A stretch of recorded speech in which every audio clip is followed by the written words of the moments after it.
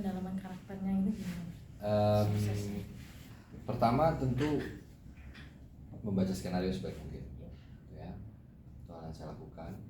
Skenario, kemudian berdiskusi bersama Joko tentang apa yang ingin dicapai oleh Joko Anwar dalam film ini lewat karakter Adil, dan apa yang ingin saya capai lewat karakter ini sebagai Adil.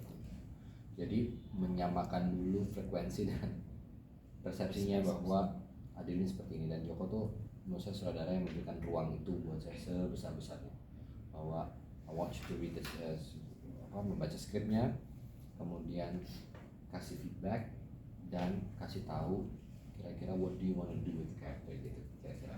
Jadi ketika saya sudah baca semuanya, saya mencoba menganalisa skrip ini sebaik yang saya mampu. Pada akhirnya saya menyampaikan kepada Bang Joko, Bang, saya mau bertemu, saya mau secara spesifik menyampaikan kira-kira karakter ini akan saya bawakan seperti ini. Are you okay? Apakah Bang Joko merasa, oh iya ini Adil yang ada di kepala gue gitu. Kalau enggak, saya akan cari bentuk yang lain gitu. Tapi ketika saya menawarkan bentuk itu dan Bang Joko udah agree, mulai dari postur tubuhnya, kemudian bagaimana cara bergeraknya, bagaimana cara berbicaranya, looknya, ya itu hal-hal, sekali lagi saya nggak mau bilang itu spesial, ya, itu harusnya menjadi standar umum cara seorang aktor bekerja. Itu bukan sesuatu yang harus diglorify, itu bukan sesuatu yang harus kayak wih gila keren banget. Itu harusnya memang menjadi, itu harusnya mandatory, itu harusnya standar gitu. Itu menjadi spesial atau terdengar kadang-kadang mungkin bagi sebagian orang menjadi karena mungkin hal itu juga dianggap tidak umum. Nah kalau untuk Mas Reza sendiri nih kan banyak banget karakter yang dimainkan dan sangat bervariasi. Salah satunya Adil ini. Ada kesulitan tersendiri nggak untuk waktu in and out of characters? Kalau in and out, alhamdulillah saya nggak punya kesulitan karena saya dari dulu disiplin ilmu saya adalah karakter itu selesai di set. Saya tidak pernah mau membawa pulang karakter karena yang dirugikan banyak. Kalau karakternya menyenangkan aja atau ya positif aja, oke lah, orang rumah kayaknya masih bisa seru gitu ya. Karakter dark segala macam gitu, seorang rumah yang kena dampak kan males banget dong gitu kan. Kenapa ini dia nih lagi kesambet apa gitu. Jadi enggak, saya selalu mendisiplinkan diri saya untuk bahwa karakter itu saya tempatkan yang terhormat di setnya, di rumahnya di situ. Setelah karakter itu selesai, maka saya akan tinggalkan lagi di rumah yang terhormat di set dan pulang ke rumah sebagai Reza Rastian. Apakah secara subconscious atau sesuatu yang kadang-kadang split second saya nggak sadar ke bawah? Mungkin, tapi secara tidak sadar. Yang menyadarkan pasti orang-orang terdekat. Mana lo kayak gini kayaknya mirip banget sama karakter ini atau apa gitu. Tapi secara sadar enggak. Mas Reza, kalau bicara soal sisa kubur, Mas Reza dekat nggak sih kayak sama cerita-cerita tentang sisa kubur? Mendengar iya, dekat tidak. Dan saya memilih untuk percaya pada ada sesuatu yang saya tidak tahu persis, tidak tahu detail bentuknya akan seperti apa yang terjadi setelah kematian. Itu saya percaya gitu. Bentuknya seperti apa, walau saya tahu. Tapi saya percaya juga bahwa selagi Tuhan masih memberikan kemampuan untuk bernafas, ya pakailah kemampuan dan anugerah itu sebaik mungkin untuk melakukan hal-hal yang baik aja sih. Itu aja. Bekerja dengan baik, profesional, be kind, be gentle to everybody as much as you can do. Karena dengan begitu pun yang namanya dosa itu nggak mungkin kita luput, itu pasti akan ada terus. Reza, untuk kolaborasi sama Joko Anwar sendiri seperti apa sih pengalamannya? Film pertama Joko, tapi bukan proyek pertama dengan Joko Anwar. Tapi ini film pertama dan film horor setelah mungkin lebih dari 10 tahun. Karena Fire Gate itu by the way bukan film horor ya, ada lagi. It's not a horror movie. Kenapa ini menjadi spesial Siksa Kubur? Karena ini recall ke memori saya waktu saya mengawali karir saya sebagai seorang aktor. Saya memulainya itu lewat film horor. Jadi sebagai aktor yang baru mengenal film, set film pertama yang saya kunjungi dan saya datangi itu adalah set film horor. Sutradaranya sutradara film horor. Banyak punya lagi film horor yang itu. Jadi pengenalan pertama saya pada set film per se ya lewat film horor, sehingga ketika kembali saya ada momen personal yang kayak reflektif banget gitu sama Siksa Kubur. Kayak ini bring back memory di mana hampir sekitar 19 tahun yang lalu saya menginjakkan kaki saya pertama kali di sebuah set, dari mulai sinetron apa sampai ke film pertama itu film horor.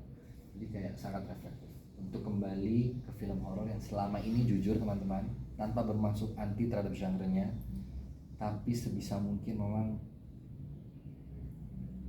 genre yang lain rasanya lebih oke untuk saya ambil. Kalau bisa tidak horor. Tidak. Gitu. Jadi mungkin teman-teman juga tahu bahwa saya hampir jarang press film horor gitu ya. Karena saya berat. Saya bermain dalam film horor tuh saya masih merasa berat gitu.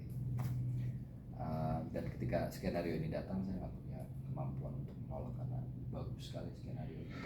Karakter yang ditawarkan juga sangat menegangkan, bukan cuma sekedar teriak karena ketakutan ditakutin setan atau setan yang muncul teriak terus kesurupan atau apa, nggak cuma itu aja yang udah saya lihat di berbagai macam film horor gitu, possessed dan segala macam gitu. Something different. Ini layernya tuh sangat psychological. Karakter Adil tuh sangat depresif, dia punya traumanya tersendiri. Nah layer-layer itu tuh saya suka banget hal-hal kayak gini, mendevelop hal-hal yang kayak gitu, challenging karakter. Karakternya apa dimensi? Iya, dan demanding memang karakternya demand saya untuk berbuat banyak nih. Saya suka. Terus Kak Reza, di film Siksa Kubur ini ada nggak sih perubahan personal yang Kak Reza alamin setelah syuting Siksa Kubur? Karena kan Siksa Kubur nih semua orang mungkin akan mengalami dan ada ketakutan tersendiri Dan gitu. punya pandangan personalnya Iya, masing-masing. masing-masing kan Iya. gitu. Ada perubahan nggak sih setelah syuting ini? Saya tadi baru bahas sama teman-teman yang sebelumnya bahwa syuting Siksa Kubur tuh saya lagi ada di dalam periode mental yang cukup stress out tentang sesuatu lah. Jadi saya lagi capek-capeknya tuh, lagi burn out. Stress out kayaknya terlalu berlebihan. Burn out lah gitu tentang sesuatu. Tapi film ini lagi-lagi ya bukan karena Siksa Kuburnya yang saya pikirin. Wah, nggak ada, it got nothing to do, nggak ada hubungannya sama Siksa Kubur sama sekali. Tapi film ini impactnya gede banget buat saya. Karena di saat momen itu saya lagi benar-benar penat nih pikiran saya harus syuting karakter yang juga beratnya setengah mati. Jadi double nih antara Adil dan karakter saya pribadi. Tapi kan saya nggak boleh beralasan itu dong di lokasi.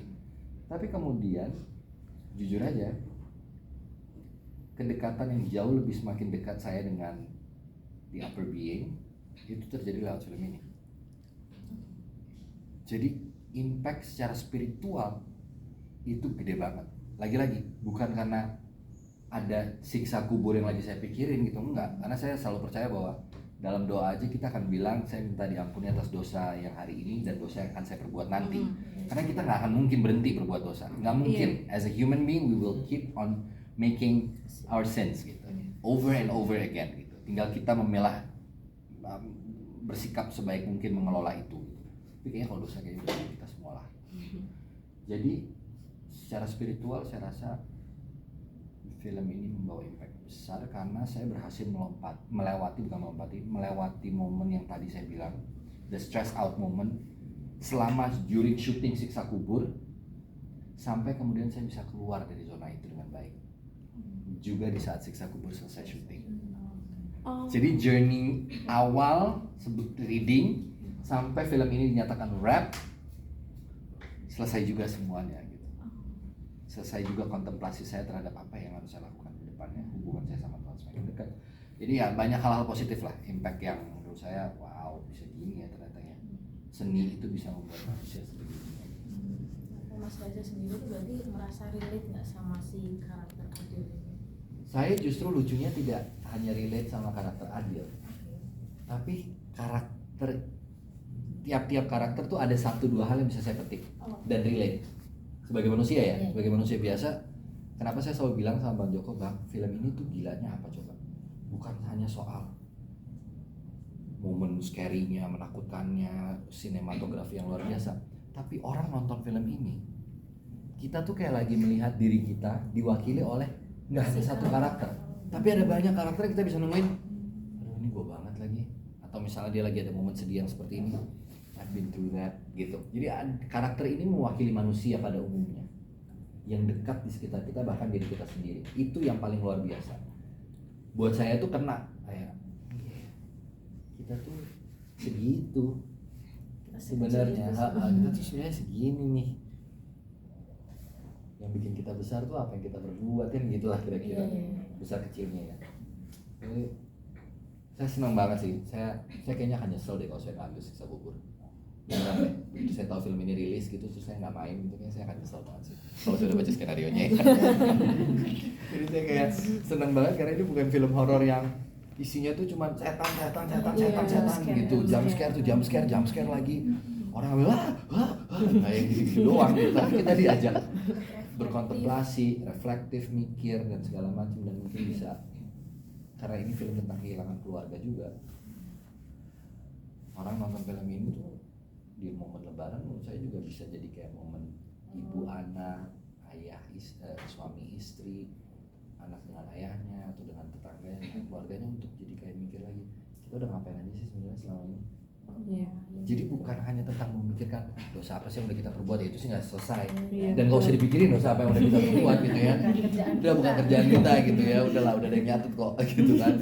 Jadi ya reflektif banget gitu, kita akan berpikir untuk what have we done actually as a human being, apa yang udah kita perbuat buat sesama manusia ya, dari yang terdekat ya, sahabat ya, keluarga, tetangga. Dan itu yang saya rasain setelah Itu yang aku syuting ya. rasain setelah syuting. Next, Mas, yes. aku mau nanya, kan karakter Adil di Siksa Kubur ini lumayan berat ya. Nah, ada nggak sih treatment dari Mas Reza sendiri dari awalnya reading gitu, mau nempatin karakter Adil ini kayak gimana sampai ke arah sampai syuting, gimana mau keluar masuk karakter Adil gini dalam setnya? Apakah entah kayak dengerin musik dulu atau baca buku gitu sih? Mungkin karena waktu saya syuting ini saya pas banget lagi having my own therapy session dengan psikolog saya gitu ya. Jadi kayaknya saya nyelip-nyelipin aja colongan waktu gitu. Beasiswa tidak murah ya. Jadi di 1 jam ya 30 menit saya bahas film lah. Bahas karakter Adil gitu ya. Kadang-kadang colongan-colongan aja sih. Jadi saya cerita gitu ya, nih saya lagi syuting film ini, karakternya begini. Biasanya tuh dimensi emosi karakter yang lagi menghadapi trauma kayak gini apa aja ya mbak? Terus dia jawab gitu, oh ya macam-macam Reza, ada ini, ada post traumatic yang seperti ini bentuknya, ada yang seperti ini. Jadi diskusinya tuh untuk yang layer emosi si karakter Adil ini saya bisa diskusi dengan juga seorang psikolog gitu, dan pentingnya untuk memahami karakter lewat psikologisnya juga gitu, nggak hanya physically perubahan fisik aja gitu, oh dia brewokan, tebel, nggak ngurus diri, oke, itu kan eksternalnya, tapi internalnya juga penting banget tuh, karena itu yang mempengaruhi kenapa dia berjalan begitu, kenapa tubuhnya cenderung menutup. Itu tuh karena saya mempelajari human behavior, jadi saya tuh seneng banget ketika dapat karakter yang memberikan saya ruang untuk di Siksa Kubur ini sebagai Adil, ruang untuk mengelaborate itu. Oh iya, saya pernah ingat baca teori tentang ini, human behavior yang seperti ini, kayaknya kalau dimasukin ke Adil cocok karena dia orangnya introvert, kemudian dia sangat berhati-hati menatap lawan bicaranya, dia nggak confident, jadi dia jarang sekali melihat dan menatap mata orang tuh direct in the eyes gitu, dia akan cenderung membuang pandangannya, jadi benar-benar sesekali, dan tone bicaranya tuh tipis. Kalau teman-teman udah dengerin trailer tuh coba samain saya sekarang atau film saya yang lain, beda banget suaranya. Saya juga waktu nonton juga agak kaget sendiri, suara dia diapain ya, itu di adjust di sound mixing apa gimana, karena saya nggak ingat bahwa suara saya kayak gitu kalau ngomong. But anyway, that's the magic of filmmaking. Mas Reza tadi sempat nyinggung tentang bewokan gitu. Nah itu tuh berarti hasil diskusi sama Bang Joko Anwar juga. Justru tadinya sebenarnya Adil itu maunya clean. Adil tuh tadinya bener-bener bersih banget. Problem saya, dengan wajah yang bersih adalah I would look, some people might say, aduh terlalu cute. Jadi kayak kurang rough gitu, kurang hidupnya kayaknya kurang sengsara gitu ya, kurang beban gitu. Jadi justru saya bilang, Bang, ini gue ngasih tau aja ya, this is my picture when I clean shave. Jadi bukan clean shave tuh, ini kan shaving, bukan clean shave. Clean shave tuh saya benar-benar cukur pakai pisau cukur, jadi nggak ada tuh yang bintik-bintik. Hitamnya tuh ada, benar-benar bersih banget gitu. Ini fotonya Bang, lo yakin nih? Ini kalau kita lihat nih, ini anak gak pernah susah kayaknya nih. Nah, baby face, kurang nih beban hidupnya nih. Kayaknya nih perawatan muka ya. Iya, ini kayaknya rajin pakai skincare, rajin ke dokter kulit lah minimal ini. Ada waktu nih buat merawat kulit gitu. Gimana ya? Gimana kalau make upnya juga kita bikin tone-nya tuh benar-benar very oily. Saya juga nggak nyukurnya tuh lama banget loh itu. Itu saya benar-benar muka saya gatalnya minta, saya aja udah pengen udah gatal banget, tapi ya fit. Dan karena tumbuhnya tuh sampai sini-sini, kalau saya tuh tumbuhnya sampai sini-sini nih, jadi ya semakin dia liar aja gitu tumbuhnya, semakin gak keurus. Rambutnya juga bukan curly ya, itu tidak berbentuk kan rambutnya di situ tuh bener-bener cuman kribo, kayak orang nggak keramas, tau nggak? Orang keramas tapi nggak shampooan, tapi shampoonya pakai sabun. Tahu kan orang yang kalau mandi pakai sabun tuh kadang-kadang biar cepet gitu pakai sabun mandi dipakai sampo gitu. Ya Adil tuh menurut saya begitu. Dia tuh laki-laki yang seperti itu. Berapa lama Mas? Nungguin Iya. Ih berapa lama ya? Gue nggak lagi syuting ada waktu itu. Enggak, lagi FFI aja. Oh iya lagi Lagi FF. FFI. Oh, Ya walaupun lagi Sampai kita agak malu kan? kita agak malu. Apa sih kitanya malu? Mereka yang malu karena aku preskon kata Bubu udah pakai jas, udah rapi, tapi kata Bubu, Pak, kenapa lo kayak homeless ya? Kurang ajar. Muncul di pesta pora Bayu Ayunita kita malu. Iya, ada sedih banget lagi.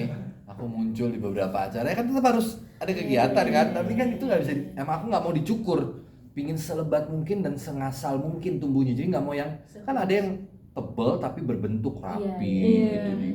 Aku nggak mau. Buat Adil ya, nggak mau. 3 bulan ada? Enggak sih. Enggak. Aku kayak gitu nungguin sebulan setengah juga Oh, cepet. tebel itu sih. Oke, Jokan kan menyatakan bahwa bikin film ini tuh nunggu momen yang pas. Dan ini terkait ucapan Reza sendiri kalau ini horor pertama sama Jokan. Kalau misalnya tidak saat ini ditawarkan, misalnya 5 tahun yang lalu gitu, Jokan merasa siap diambil nggak? Kalau ceritanya ini diambil sih, Tetap diambil. tetap diambil. Meskipun kondisi. Probably, Oke. probably tetap diambil. Jadi ini karena Jokan juga mengatakan ini terkait dengan kondisi semua aktor, makanya langsung Iya. gitu. Jadi Itu ini benar tuh ya? waktu meeting pertama sama Bang Joko ketemu di kantor, yang kita bahas pertama tuh justru bukan ceritanya, tapi kondisi masing-masing pemain. Lagi ada di level apa? Reza lagi, are you okay? Lagi ngelawatin apa? Lagi ada di state apa? Jadi pembahasannya sangat personal.